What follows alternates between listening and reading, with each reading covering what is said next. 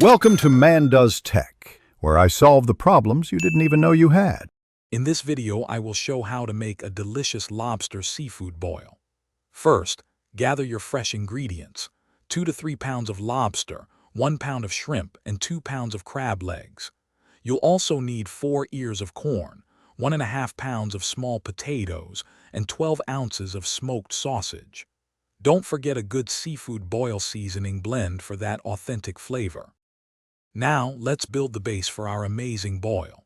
Fill a very large stock pot with about 6 quarts of water and add your chosen seafood boil seasoning. Bring this mixture to a strong, rolling boil. Once boiling, carefully add your potatoes and corn. Let these cook for about 10 to 15 minutes to ensure they are tender before adding the seafood. With your potatoes and corn nearly done, it's time for the stars of the show. Carefully add the lobster and crab legs to the boiling water. Let them cook for about 8 to 10 minutes. Finally, add the shrimp, which only needs 2 to 3 minutes to cook through. Overcooking will make it tough, so watch it closely for perfect tenderness. Once everything is perfectly cooked, carefully drain the entire boil.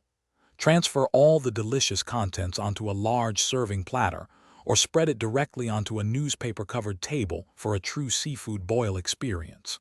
Serve immediately with plenty of melted butter, fresh lemon wedges, and your favorite dipping sauces. For easy cleanup and future meals, check the description for a link to some fantastic leak-proof containers and other great deals. Enjoy your incredible homemade lobster seafood boil. Thanks for watching. If you found this helpful, don't forget to like and subscribe.